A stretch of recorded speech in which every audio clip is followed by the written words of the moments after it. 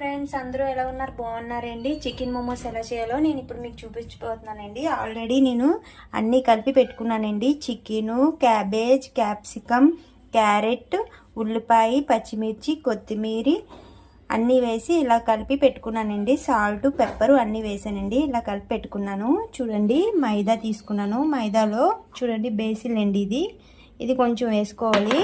తర్వాత తగినంత సాల్ట్ వేసుకొని చపాతీ పిండిలా కలిపి పెట్టుకుందాం. ఓకేనా ఫ్రెండ్స్? అన్నీ కలిపి పెట్టుకున్నాం కదా, ఇందులోని మనం కొంచెం చీజ్ కూడా మిక్స్ చేద్దామండి. చీజ్ కూడా వేసి అంతా బాగా కలిసేటట్టు కలుపుకుందాం. చపాతీ పిండిలా కలుపుకున్నాం కదా, ఇప్పుడు కాసేపు మూత పెట్టి పక్కన పెట్టుకుందాం. చూడండి ఫ్రెండ్స్, ఇలా పూరి పిండిలా మనం ఒత్తుకున్నాం కదా, ఇప్పుడు వీటి మధ్యలో మనం చికెన్ స్టఫ్ పెడదామండి. ఇప్పుడు మనం దీన్ని ఇలా చుట్టుకుందాం ఒక్కొక్కటిగా. తర్వాత చూడండి, ఇది స్టీమ్ గిన్నె అండి. ఇది మనం స్టవ్ మీద పెట్టుకొని చిన్న మంట మీద వేడెక్కనిద్దాం. మన ఇడ్లీ పాత్రలాగే ఉంటుందండి ఇది కూడానా.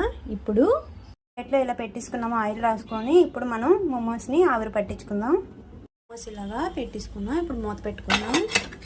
తర్వాత yummy yummy chicken momos ready friends.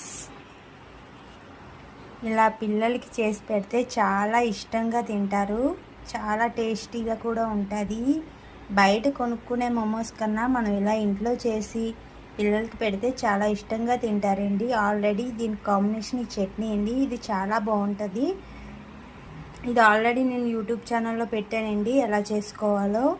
ఈ మోమోస్ ఇలా పట్టుకొని ఇలా ఈ రెడ్ చట్నీలో ముంచుకొని తింటే ఉంటుంది ఫ్రెండ్స్.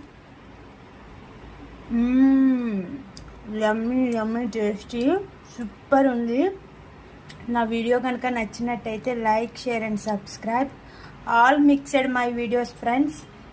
లైక్ చేయండి, షేర్ చేయండి, సబ్స్క్రైబ్ చేసుకోండి. Thank you so much.